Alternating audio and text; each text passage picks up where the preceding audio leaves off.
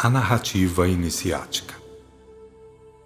Havia mais de 20 anos que Séfora comprara a fazenda, ali residindo em companhia de 2 irmãos, Pedro e Pantaleão. Depois de enviuvar, deixara o professorado e dera-se ao amanho da terra. Sempre fora encantada pelas coisas da natureza, sempre soubera compreender a grandeza do que é puro e simples. E seus 2 irmãos, experimentados na arte de administrar, fizeram-lhe o gosto em admitir a administração. Foram correndo os dias que se alongaram por 20 anos, sem haver alteração alguma digna de nota. As estações transcorriam, vinham as épocas de preparar a terra, de semear e de colher, de ensacar e de exportar. A natureza mantinha em suas mãos aquela sabedoria que Deus lhe imprimira, e os homens viviam segundo como viessem os tempos. E se alguém nascesse ou morresse por dentro da fazenda, isso ocorria como todos os tempos e lugares, segundo como eles julgavam, pois na terra a vida sempre se estampara na morte e vice-versa. Daquela morte em diante, isto é, desde que Pantaleão deixara o mundo, algumas coisas começaram a desandar. É que Séfora passara a sofrer pesadelos, começara a ver o seu irmão em apuros, correndo pela fazenda feito louco, tendo atrás de si 2 homens a persegui-lo, e 2 homens que ela reconhecia serem 2 antigos colonos. Eles haviam ido pescar e lá ficaram, rolando o rio abaixo, porque deviam ter escorregado e caído. Pelo menos era o que diziam ter acontecido, visto como ambos tiveram seus corpos não encontrados, deixando apenas na margem do rio os seus utensílios de pesca. E Séfora agora os via, e mais o seu irmão Pantaleão, correndo fazenda, berrando feito loucos, num pega e não pega sem fim. Depois de conversar com o irmão restante, Pedro, ouviu deste que melhor seria ouvir um médico, pois a coisa era alucinação. Devia prender-se à idade e ao abalo sofrido com a morte do irmão. E com isso começou a jornada clínica de Séfora, a fazendeira. Alguns médicos tinham certeza, outros nada tinham, mas todos foram receitando e cobrando, enquanto Séfora tudo foi tomando, inclusive, por fim, uma verdadeira aversão por tudo quanto cheirasse a médicos e a medicinas. Quando, já cansada de tomar remédios, depois de recomeçar o repertório indagativo pela 34ª vez, e sem que o irmão e seus algozes tomassem jeito, decidiu nada mais tomar, nem consultar a mais ninguém. De hoje em diante, disse a Pedro, nem mais uma gota de remédio. Estou farta de tudo. E os fantasmas? Perguntou-lhe o irmão enigmático. Séfora encarou o irmão com bastante severidade, respondendo, para eles ninguém receitou coisa alguma.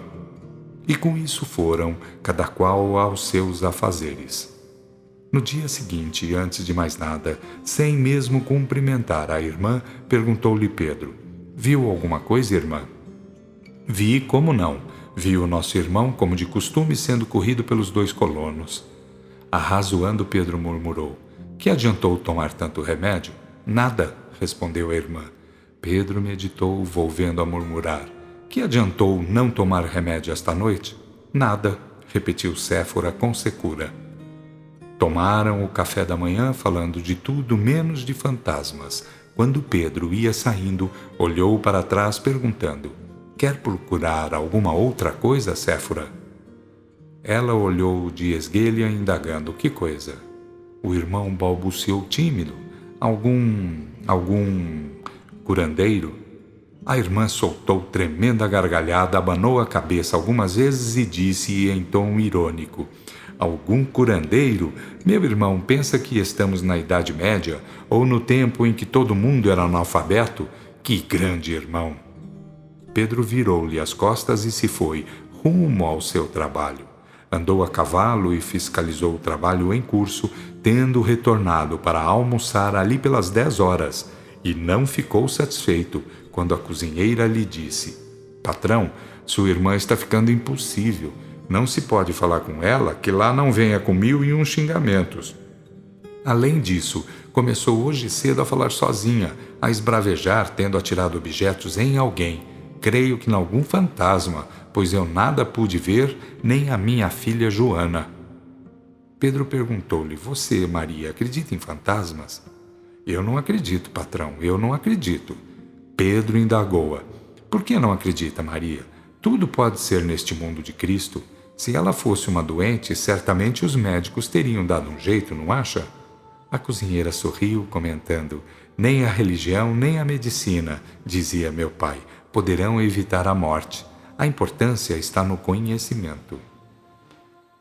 Como fizesse aquele silêncio reticencioso, Pedro teve de perguntar: Conhecimento? Mas você não acredita em coisa alguma? A cozinheira deu uma espiadela a ver se a fazendeira não lhe ouvia, tendo após respondido: Eu sei, patrão, eu sei. A gente nunca deve apenas crer nisto ou naquilo. Compreende, o senhor? A gente precisa é de conhecer. Pedro tomou um aspecto feliz, perguntando: Como você fez para conhecer Maria?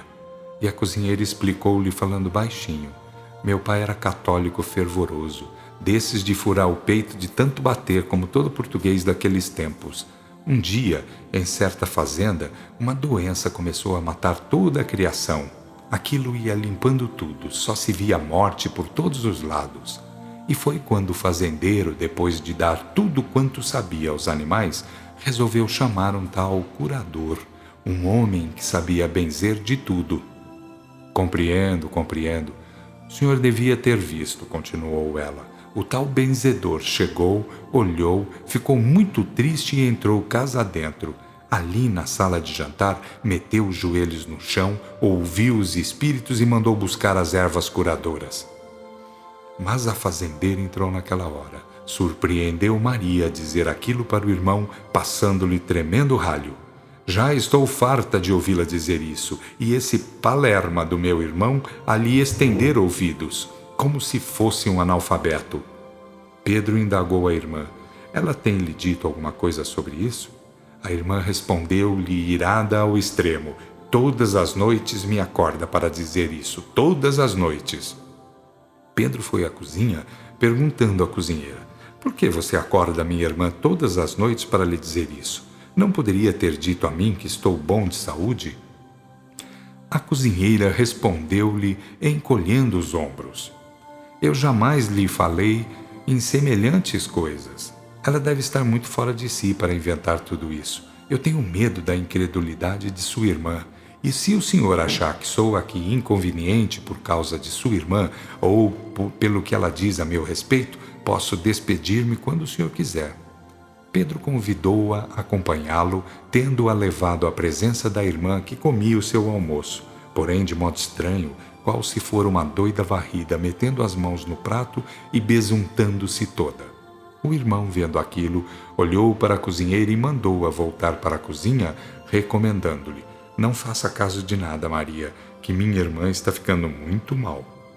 A irmã, tendo ouvido falar assim, irrompeu: Muito mal está você, seu imbecil.